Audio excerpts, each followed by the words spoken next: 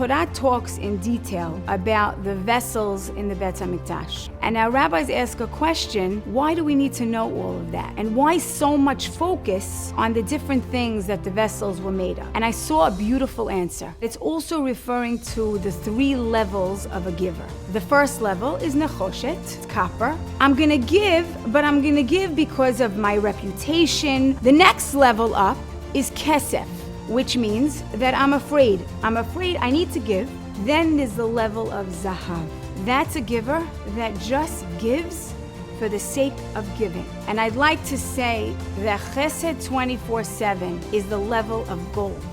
They don't know the receiver on the other end, but they have no idea what they're doing for the people that they are giving to.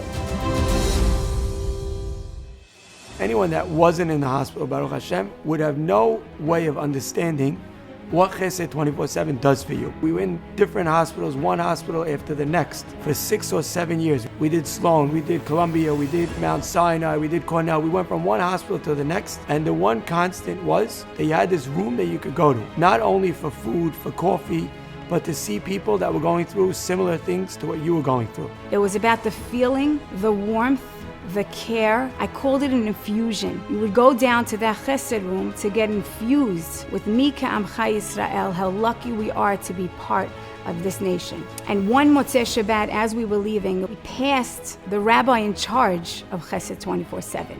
And I said to him, Rabbi, I have to share with you what my Shabbat was about. I said it was hard, but the love and warmth that chesed room gives, I said, you can't compare it to any medicine that you can, anything. It's nourishment. No matter how much food you bring, you want that warmth and that extra food that you get from the Chesed 24/7.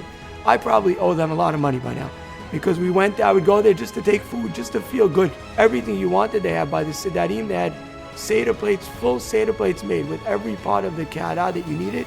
They had that set up with saran wrap on it.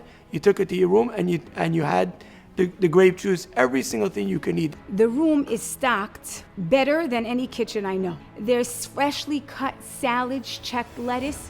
Before Pesach, I thought I came with a fully stocked meal ready to serve the Kehara. And then I go downstairs and I see juice lettuce in the fridge of Cornell. Down to the tablecloth. You would have tablecloths, you could set up every Seder or every Shabbat meal tablecloths. My mother would take the hot plate. We would use that for the food. We all, I think, felt this way. That you're sitting in your room, it's Friday afternoon, and you lost track of time. You're waiting for the doctor to come in, the nurse to answer you, and you lost track of the day of the week. And suddenly someone walks in with a bag of food, with a box with the candles in it for Shabbat, and the tablecloth for Shabbat, and the grape juice, all things that you had no time to think of. But as Shabbat's going along, you realize, wow, look, I feel normal. I feel like I have Shabbat like a Jewish person in the hospital.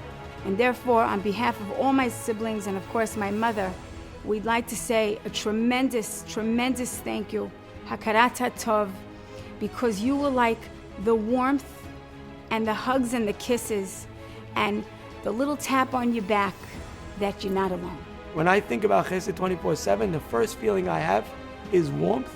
And I think on top of that, it's appreciation. When you press those numbers, the combination with the Hebrew letters, you suddenly feel like someone cares about you. Let's give them our support, and let's understand that, of course, they have a lot of volunteers who will come with stuff, but it also takes support and it takes funds, and that's what they need from us. We all try to forget about what happened in the hospital, but the one thing we don't want to forget is Chesed 24/7.